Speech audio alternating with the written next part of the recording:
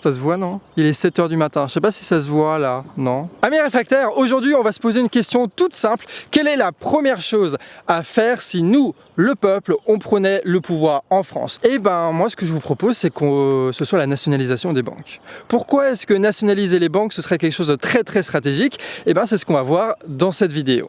Et d'ailleurs, à la fin de la vidéo, vous allez voir qu'il ne s'agit pas seulement de nationaliser les banques. Ok, alors déjà, il faut qu'on soit d'accord sur les termes. Quand je dis nationalisation des banques, c'est pas genre on va acheter un bout du Crédit Lyonnais pendant quelques années. Non, c'est un vrai truc, hein. C'est genre on nationalise toutes les banques privées. Société Générale, Crédit Agricole, BNP Paribas, tout ça, on nationalise et on rassemble tous ces services, toutes ces personnes, tout ce pognon-là dans une seule grande banque publique qui serait du coup la Banque de France. Et évidemment, tout ce que faisaient les banques privées avant, ce sera la Banque de France qui le fera, que ce soit la gestion des crédits, la gestion des dépôts, des transactions financières entre les différents comptes, que ce soit la gestion des moyens de paiement, que ce soit les chèques ou les conseils. Donc en réalité, on restera dans un système avec la banque qui est au centre d'énormément de choses, sauf qu'au lieu que ce soit des banques qui soient privées, ce sera une seule banque qui sera publique. Ce qui fait que toutes les agences qu'on connaît, tu sais, qui traînent un petit peu partout dans nos villes avec tous les distributeurs à billets et compagnie, et ben ça deviendra des agences et des distributeurs à billets de la Banque de France qui assumeront exactement aussi les mêmes rôles de conseil avec les petits mémés qui arrivent là pour essayer de retirer un peu de sous pour aller au marché. Ce sera exactement pareil. On pourra même reprendre un peu le fonctionnement par exemple des crédits agricoles pour la Banque de France. Tu vois, les crédits agricoles, ils ont plein de petites banques régionales qui gèrent au niveau de la Bretagne, au niveau de l'Alsace, au niveau de Paris. Et là, on pourra reprendre le même fonctionnement avec une Banque de France Bretagne, une Banque de France Alsace, une Banque de France Paris. L'important, c'est que c'est une seule et même banque qui réunit l'ensemble des opérations, l'ensemble des dépôts et l'ensemble des crédits. C'est juste que si on veut faire un petit truc avec un drapeau breton en Bretagne et un truc avec un drapeau alsacien en Alsace, et on peut, si on veut changer le look et si on trouve que la Banque de France c'est pas fashion quoi. Et puis au fur et à mesure aussi, les banques elles ont développé des spécialités, tu vois, genre la BNP Paribas, ils font dans l'investissement dans les énergies fossiles, la Société Générale dans l'évasion fiscale et le Crédit Agricole par exemple, eux ils financent des projets agricoles. Du coup ce qu'on pourrait faire c'est récupérer tous ceux qui travaillent au Crédit Agricole et on leur dit les frérots, maintenant c'est la Banque de France, donc vous pouvez bosser dans la filiale agriculture de la Banque de France. Comme ça, s'il y a des projets agricoles dans le coin, c'est vous qui donnez des conseils parce que c'est vous qui avez les compétences là-dessus. Et globalement, de toute façon, tous ceux qui travaillaient pour les banques avant trouveront du travail à la Banque de France s'ils acceptent de respecter les nouvelles règles quoi. Donc en fait, ça va pas changer énormément de choses dans le système économique ce truc-là. Et ce qui est rigolo, c'est qu'on fait un peu comme les bourges. Tu sais, les bourges, eux, ils achètent plein d'entreprises pour essayer de constituer un monopole toujours plus grand. Et nous, c'est ce qu'on fera. On va constituer un monopole public bancaire. Et en faisant ça, on aura enfin un contrôle sur ce système bancaire-là. Et vous allez voir que ça va nous donner l'opportunité de faire beaucoup de choses. Alors, l'une des premières conséquences positives d'une nationalisation des banques en France, ce serait qu'on serait enfin capable de pouvoir résister et même éviter toutes les crises bancaires qui suivent les crises financières et qui provoquent donc des crises économiques qu'on a connues ces dernières années. Donc on avait vu dans une précédente vidéo ce qui s'était passé dans la crise de 1929. En gros, il y a eu pas mal de paramètres différents, mais le plus gros, c'est que tu as eu énormément de crédits qui ont été émis et d'investissements qui ont été faits pour l'industrialisation, notamment au niveau des voitures, ce qui a fait qu'il y a eu une crise de surproduction avec énormément d'usines qui comptaient sur le crédit bancaire pour pouvoir vendre ces voitures-là, sauf qu'à un moment donné, tout le monde avait des voitures et le marché commençait donc à être saturé. Et tu as eu un truc où les gens ne pouvant plus acheter du crédit, ils ont arrêté d'acheter des voitures et toutes les usines qui étaient basées sur le fait de vendre énormément de voitures se sont pété la gueule, ce qui a fait exploser le chômage. Donc en gros, il y a eu une très mauvaise gestion des crédits qui a emmené à un système économique qui ne pouvait pas durer et qui a foutu énormément de personnes dans la merde et qui a créé une grande dépression dans le pays pendant des années. Et si ça a été fait, c'est parce que pendant la période où les banques ont émis énormément de crédits pour les consommateurs, pour les voitures, en fait c'était hyper rentable de le faire. C'est tout, c'était hyper rentable de le faire. Et les banques privées, ce qu'elles cherchent, elles, c'est la rentabilité. Donc s'il y a un truc qui est rentable à court terme, elles le font, même si à moyen terme, ça provoque une profonde crise économique. Parce que si une banque ne le fait pas, en fait, c'est la banque concurrente qui le fait et qui grossit à sa place et qui lui pique les parts de marché, qui devient de plus en plus puissante jusqu'au moment où on sera même capable de la bouffer. Sauf que là, évidemment, si on nationalise Ça veut dire que c'est pas le profit qui dirige l'entreprise, c'est pas les actionnaires qui dirigent l'entreprise, mais c'est l'État, ou on va voir un peu plus tard, le peuple qui dirige ce truc-là. Du coup, nous, notre intérêt, c'est pas que d'avoir énormément de dividendes sur le profit, des trucs, des machins. C'est juste qu'en fait, la société, elle roule bien. Donc, on pourrait décider d'investir les crédits, non pas dans ce qui rapporte à court terme, mais dans ce qui est utile au pays à moyen terme. Et on pourra le décider politiquement et il y aura des conséquences directes au niveau de la banque parce que la banque fera ce qu'on décide politiquement. D'habitude, le gouvernement, il fait soit des subventions, soit des baisses d'impôts. Et bien là, on a un meilleur truc, c'est d'accorder des crédits aux projets qui sont utiles.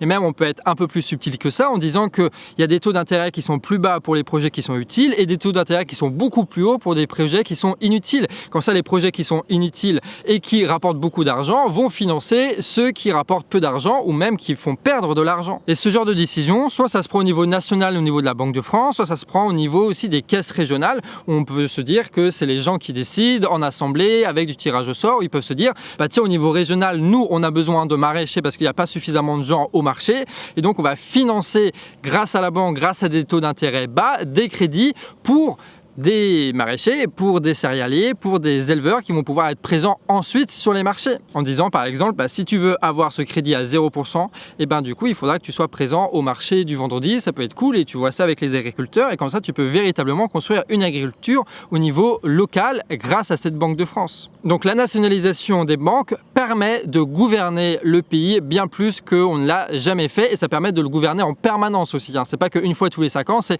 tout le temps qu'on peut décider ce qu'on finance, ce qu'on finance pas. Et l'autre exemple, c'est aussi 2008. Qu'est-ce qui s'est passé en 2008? En gros, tu as énormément de banques états-uniennes qui ont fait plein de crédits à la con à énormément d'États-Uniens. Sauf qu'il s'est passé deux choses. La première, c'est qu'il y a eu une inflation, donc une hausse des taux d'intérêt, et donc par conséquent, le fait que tu as plein d'États-Uniens qui n'ont pas pu rembourser ces crédits-là, ce qui a fait que les banques se sont retrouvées dans une situation d'insolvabilité. Et la deuxième, c'est que les banques avaient eu la bonne idée de faire une titrisation, c'est-à-dire de prendre ces crédits qu'avaient fait les États-Uniens pour les mettre sur les marchés financiers avec des produits dérivés et ça a circulé dans toute l'économie. Plein de gens se sont mis à en acheter parce que c'était hyper rentable là encore une fois. Ce qui fait que tous les crédits insolvables qu'avait produit la banque se sont retrouvés partout dans l'économie états-unienne et dans l'économie mondiale. Et donc avec l'insolvabilité des banques et avec la baisse du prix de l'immobilier, tout ce système-là s'est pété la gueule et tous les actifs qui étaient représentatifs de ces crédits-là se sont pété la gueule partout dans le monde, dans plein de produits dérivés différents, dans plein de fonds de pension différents, dans plein de banques différentes qui avaient misé là-dessus. Ce qui fait qu'à partir d'une crise financière, on a une crise bancaire où tu as énormément de banques qui ont fait faillite et donc l'État a dû intervenir en mettant des milliards sur la table et en plus de ça, vu que les banques ils avaient quasiment plus de liquidité, ils se retrouvaient dans une situation où ils faisaient plus du tout de crédit et une économie sans crédit, c'est une économie sans investissement, sans achat conséquent, ce qui fait que tout s'est ralenti et ça fait une énorme crise économique. Et donc là, encore une fois, la nationalisation, ça permet de résoudre ces problèmes-là. Parce que s'il n'y a qu'une seule banque et qu'on peut décider ensemble de sa politique, eh ben on peut très bien dire, les gars, arrêtez totalement d'investir dans les produits dérivés à la con. Voilà, tout simplement. Il y a le marché financier, c'est très bien. D'un côté, il y a le marché financier.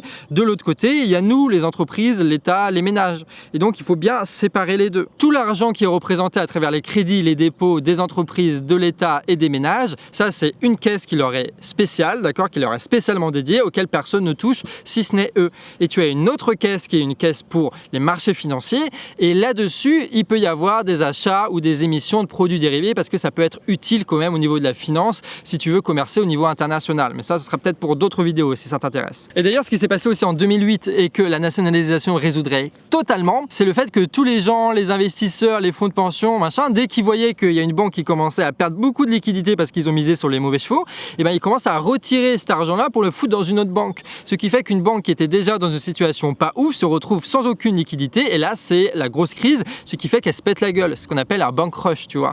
Et ça peut être juste de la spéculation et ça peut même être organisé par des banques concurrentes. C'est ce qui s'est passé avec SVB aux États-Unis récemment. Et donc le fait d'avoir une seule banque, ça évite ce phénomène de bank rush et c'est précisément ce phénomène-là qui est le principal acteur qui fait qu'une crise financière se transforme en crise bancaire et en crise économique. Donc en gros, ce système-là permettrait de faire en sorte que les financiers prennent les risques et assument les risques jusqu'au bout. Et là, ça paraît fou ce que je dis, Mais en fait, ça a déjà été fait aux États-Unis après la crise de 1929. Ça s'appelait la loi Glass-Steagall et ça a été aboli que dans les années 80. Donc c'est-à-dire que les États-Unis ont fonctionné pendant plus de 50 ans avec des banques de dépôt séparées des banques financières. Et il y a un dernier problème qui est aussi arrivé pendant la crise de 2008, mais aussi pendant la crise de 2011 et puis en fait un petit peu tout le temps, c'est qu'il y a un réseau interbancaire qui existe. En gros, ce sont les banques qui entre elles se prêtent de l'argent et se renvoient les balles. Tu sais, quand tu as des transactions d'une banque à l'autre, et ben c'est dans ce réseau bancaire que concrètement la banque envoie le pognon dans la banque concurrente, tu vois. Et ça, c'est absolument indispensable que les banques se prêtent du pognon. Sauf que pendant les périodes de crise, on se retrouve dans une situation où on ne sait pas trop si les banques, elles ont acheté des actifs pourris ou pas, si elles vont se péter la gueule ou pas, parce que tu as énormément de spéculation et tout va très vite. Ce qui fait que les banques au niveau interbancaire refusent de se prêter du pognon, ce qui fait qu'il n'y a plus de transactions de pognon entre elles, et donc ça peut favoriser et accélérer le fait que certaines banques se pètent la gueule alors qu'en fait il y a les liquidités qui sont là.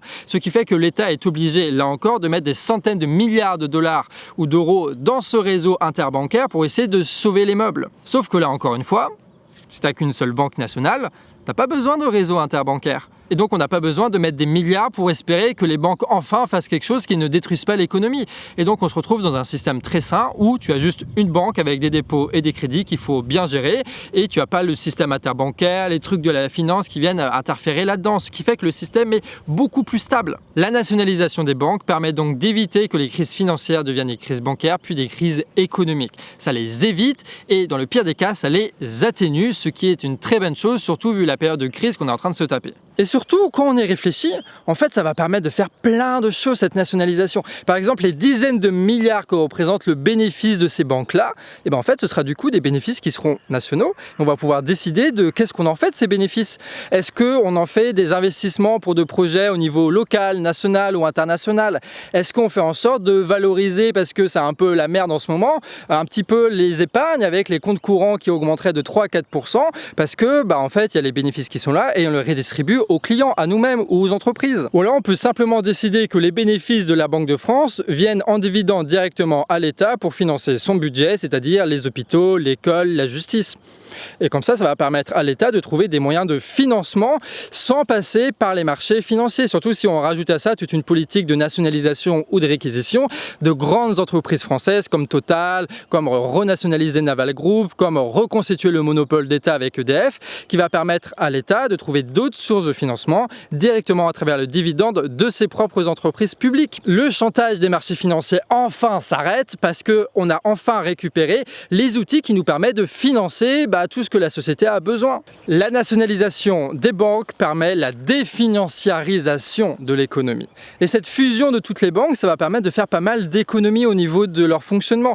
Par exemple, vu que tu as qu'une seule banque, en fait, tu n'as pas besoin de dépenser de l'argent dans du marketing. Peut-être t'as pas la Société Générale qui va dépenser des millions pour mettre un Pikachu sur sa carte de crédit, tu vois. On s'en fout de ça. T'as qu'une seule banque, donc tout le monde y va, t'as pas besoin de faire du marketing et c'est des millions et des millions qui sont économisés par an. Et puis pareil, on va éviter les doublons administratifs parce que je sais pas, en Bretagne par exemple, tu as 14 banques différentes, disons, et du coup tu as 14 directeurs régionaux différents qui font exactement les mêmes tâches, sauf que vu que c'est des banques différentes, il faut des postes différents. Sauf que là, s'il n'y a qu'une seule banque, en fait, il suffit d'avoir un seul directeur régional pour cette seule banque et c'est bon.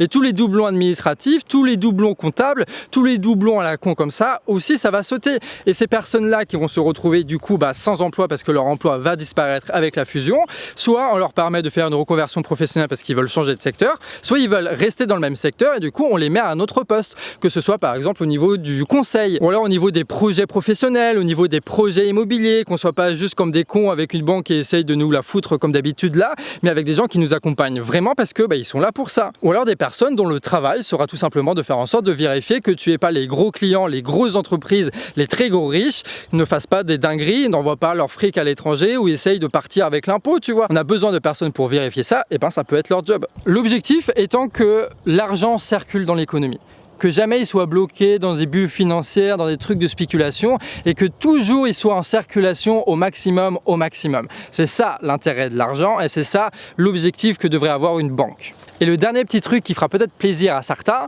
si on a notre banque nationale, on peut donc décider de mettre fin aux agios parce que nous piquer du pognon quand on n'a plus de fric, c'est quand même la plus grosse arnaque du siècle. Donc si on nationalise tout ce bordel et qu'on dégage tous les putains d'escrocs, Voilà, fin des agios, et ça c'est beau, la fin des agios, ça c'est bien, c'est très très bien. Et c'est là où tu te rends compte qu'en réalité, c'est trop bien de nationaliser les banques. Il faut construire un système bancaire par rapport à l'économie qu'on veut. Il ne faut pas juste dépendre d'un système bancaire privé qui essaie de se faire du pognon avec les pires connards à sa direction et qu'on essaie de rattraper ce système bancaire-là et toutes les crises qu'il génère. Je veux dire, qu'est-ce qu'une banque nationale ne pourrait pas faire que ces banques privées font en ce moment ? Et tu as plein d'autres trucs à faire aussi, parce que si tu as une banque qui est nationalisée, ça veut dire que tu as une vue globale sur tous les mouvements de capitaux. Et donc si tu en as qui envoient leur pognon aux Caraïbes, tu le sauras. Et tu n'auras pas la Société Générale qui fait ça en secret avec des comptes offshore qui se fait aux Bahamas ou dans ces conneries comme ça, au Panama, qui fait qu'en fait c'est super galère de trouver où est-ce que l'argent va et qu'on apprend ça 3 ans plus tard, une fois que le paradis fiscal a changé de domicile, tu vois. Donc en fait non, tout sera transparent, on pourra renforcer les contrôles, ce qui fait que personne, notamment les très riches et les grosses entreprises, ne pourra échapper à l'impôt. Et ça, mettre fin à l'évasion fiscale, ça va rapporter des dizaines de milliards par an à l'État. C'est colossal. Après, vous me direz, oui, en fait, les riches, ils pourront faire un compte en Suisse ou en Belgique pour mettre leur pognon, etc. Oui, d'accord, mais il faut quand même qu'ils fassent la transaction de leur pognon pour qu'ils l'envoient en Belgique, et ça, on peut le bloquer vu qu'on a une banque, ce qui fait qu'il y a un véritable contrôle des capitaux, et que de toute façon, d'une façon ou d'une autre, s'ils sont français, on peut les imposer comme français, et ça, c'est ce que font les États-Unis, par exemple, donc ça marche. Ou alors, tout ce qu'on peut faire, c'est que, de toute façon, s'ils font leur bise en France, il faudra forcément qu'ils passent par des clients français, par des entreprises françaises, qui auront eux leur banque en France, vu que ce sera la Banque de France, et donc à partir de là on pourra aussi contrôler leurs profits, que s'ils ne payent pas leur impôt, on pourrait prendre sur leurs profits directement. Je veux dire, si tu ne payes pas ta putain de cotisation de merde de foncier d'auto-entreprise, ils te prennent du pognon directement dans ton compte en banque, mais quand tu fais de l'évasion fiscale, là il faudrait être gentil et dire ah non les financiers, il faut parce que c'est eux qui, non, c'est mort. Les financiers maintenant ils dégagent de France, si tu payes pas d'impôts c'est fini, on prend tes trucs, et c'est comme ça que ça gère un pays, parce qu'on peut pas tout simplement avoir un budget de l'État qui puisse être bouclé si on autorise les personnes qui ont le plus de pognon à ne pas payer d'impôts.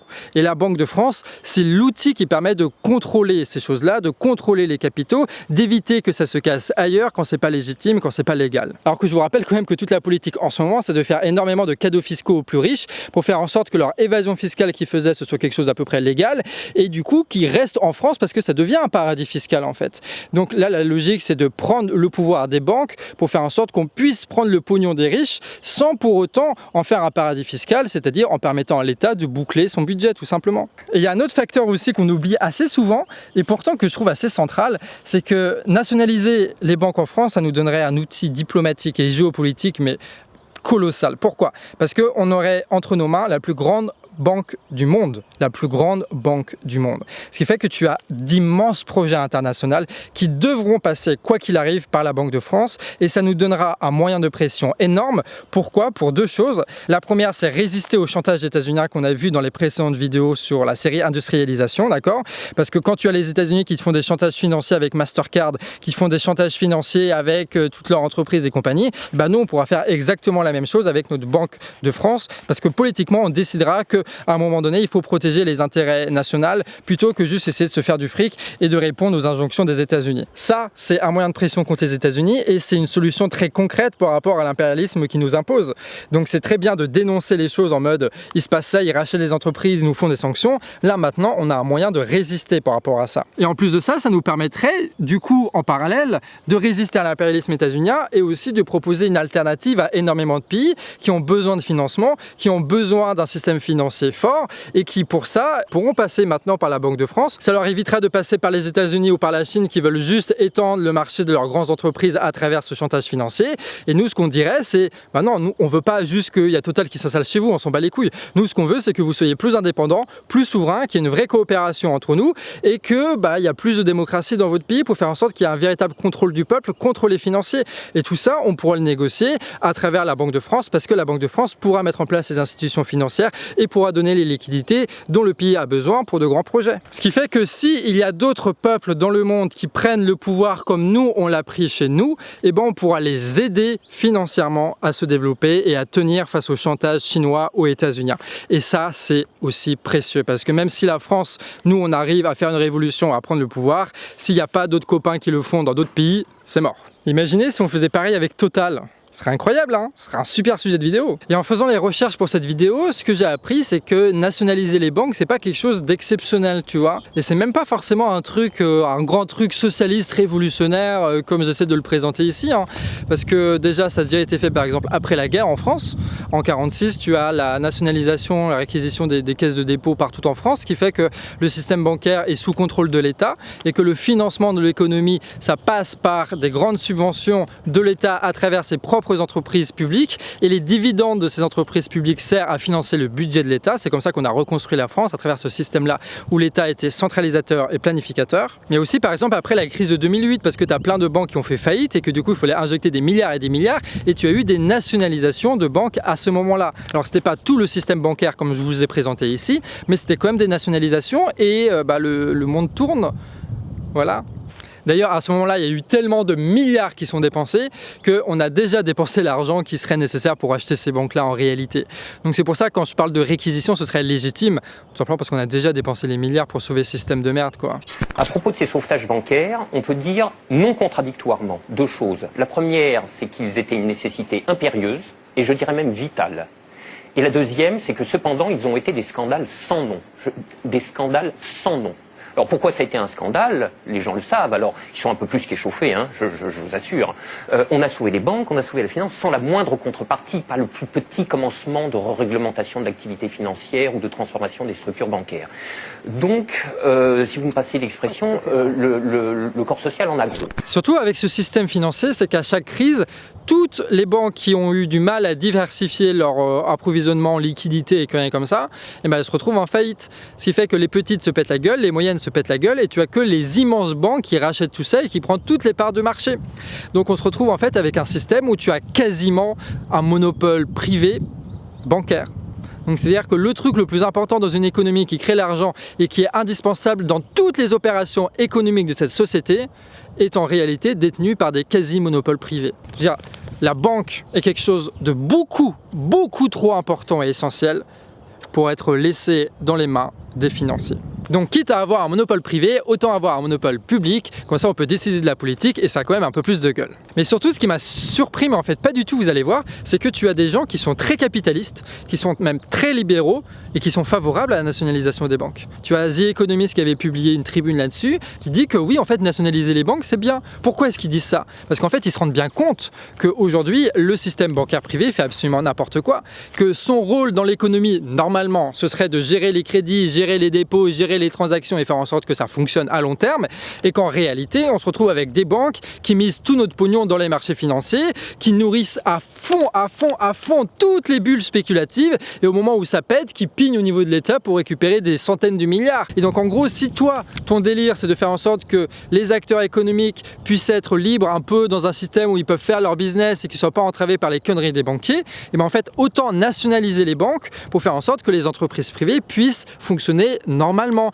sans à subir les conséquences de la spéculation de quelques connards sur les places boursières. En fait, nationaliser les banques, ça permet de faire en sorte que toute l'économie soit beaucoup plus stable, soit beaucoup plus fiable et puisse être périn à long terme sans subir en permanence des crises économiques et financières dont on ne sort jamais. Et ce raisonnement-là, il est vraiment très important. Pourquoi? Parce que l'une des principales craintes quand on parle de la nationalisation des banques, c'est de penser que si on fait ça, du coup, tous les financiers vont partir, tous les riches vont partir, tous les capitaux vont fuir de la France, ce sera impossible même de pouvoir réemprunter, on ne pourra plus utiliser la bourse, etc.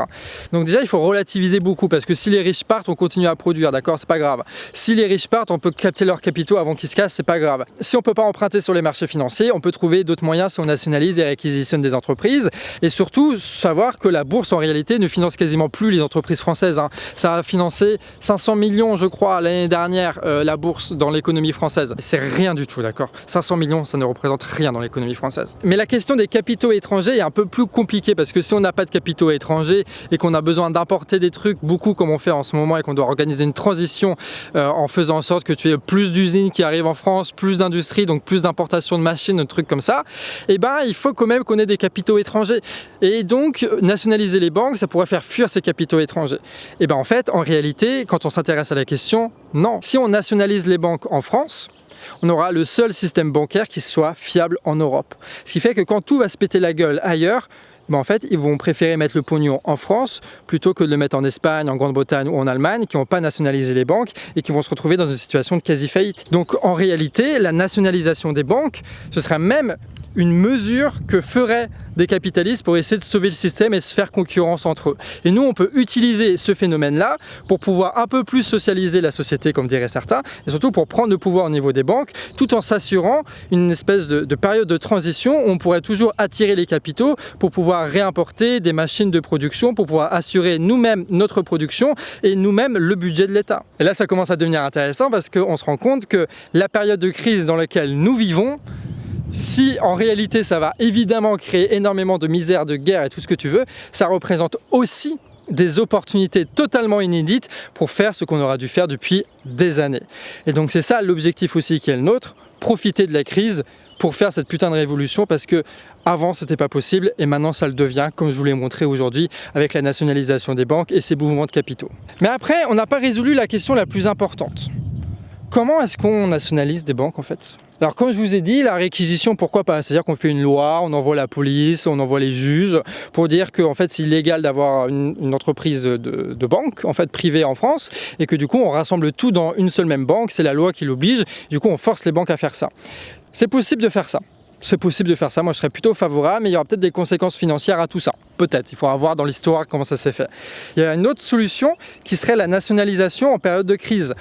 Exemple, 2011, tu as la crise de la dette grecque qui fait que tu as une faillite de l'État grec quasiment, qui fait que tu as énormément de gens qui avaient acheté de la dette grecque qui se pètent la gueule, donc grosse crise financière, et tu as tout le monde qui commence à être méfiant au niveau des banques, et toutes les banques françaises, au niveau des actions de la bourse, ils perdent plus de 60%. Ce qui fait qu'à ce moment-là, on aura pu racheter tout le système bancaire français à moitié prix. C'est comme pas mal, non? Ça, c'est du vrai discount, ça. Et ça, c'est une situation qui risque d'arriver, qui risque d'arriver très très très fort avec toutes les dettes qui vont pas être payées au niveau de la consommation, au niveau de l'immobilier, au niveau des dettes souveraines, etc. Enfin, ça va être un bordel sans nom. Donc à ce moment-là, au lieu de sauver les banques et dépenser des milliards pour les sauver, on pourrait tout simplement les racheter. Et ce serait pas mal de faire ça. Donc on a l'occasion de le faire.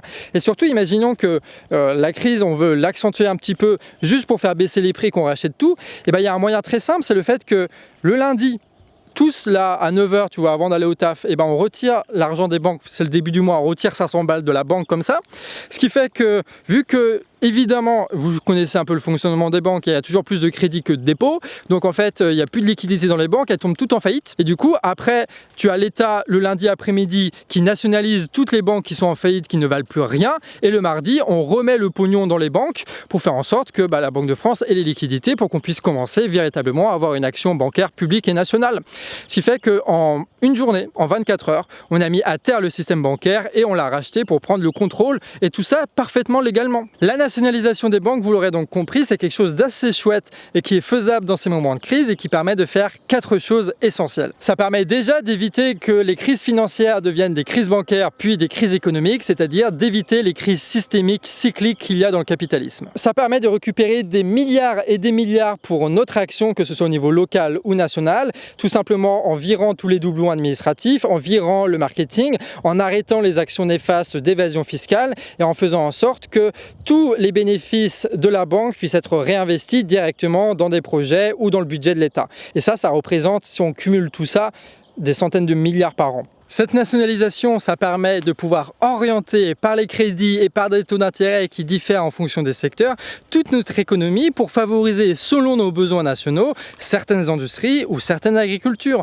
Et donc reprendre notre destin en main et concrètement gouverner cette société au-delà de simplement essayer de mettre des impôts ou d'enlever des taxes, quoi. Et comme on l'a vu, un tel système bancaire, parce qu'elle permet de bien gérer l'économie et parce qu'elle permet de se protéger des crises financières, ça permet d'apporter de la stabilité là-dedans et c'est un énorme atout, que ce soit pour nous au niveau national ou si on veut aider les copains au niveau international. Bon, évidemment, tout ça est possible seulement si à un moment ou à un autre, l'État français est démocratique, quoi. Donc un État qui passe à travers des élections, mais aussi le contrôle des élus, le tirage au sort, les référendums et tous ces outils que vous connaissez parce que vous traînez sur Internet et qu'il va falloir mettre en place pour garantir le pouvoir du peuple contre le pouvoir des riches. Parce que la banque, encore une fois, c'est l'outil, je pense, le plus puissant que nous avons à notre disposition pour modeler l'économie en fonction de nos intérêts, encore une fois.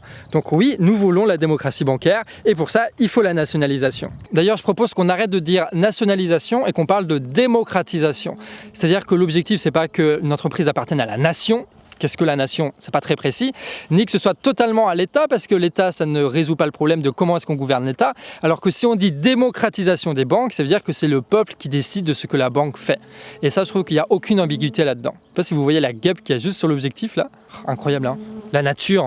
Sauf qu'en disant ça, on résout un problème qui est celui de la finance, dans le poids de l'économie et dans l'influence politique, ce qui est quand même pas mal, on va pas se mentir, mais ça résout pas tous les problèmes. Il y a encore des problèmes qui restent, le fait que si c'est pas les riches qui gouvernent, c'est nous qui devons gouverner. Donc il faut qu'on se mette tous ensemble à réfléchir, à savoir comment mettre ça en place, et ça demande du temps. Et donc dans la prochaine vidéo de ce genre-là, on va voir quelle est la mesure, la deuxième, indispensable à prendre pour qu'on gagne du temps de travail et qu'on puisse s'intéresser à toutes ces questions importantes, économiques, bancaires, financières, pour qu'on puisse réellement se débarrasser des riches et gouverner cette société. Sur ce, amis réfractaires, j'espère que ça t'a plu cette petite vidéo où on parle de perspectives révolutionnaires, de qu'est-ce qu'on pourrait faire.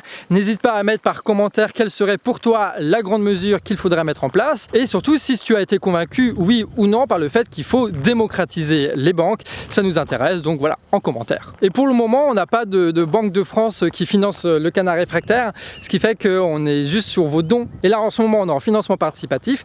Donc, si ça te plaît, les vidéos que tu vois là, sache qu'elles ne pourront durer dans le temps et continuer pendant un an que si tu donnes de l'argent et si tu partages cette vidéo à fond. On en est là aujourd'hui, parce qu'avec l'inflation, avec l'été, avec la fin des mobilisations, c'est plus compliqué de trouver des financements pour nous qui sommes un média un peu militant, qu'on va pas se mentir.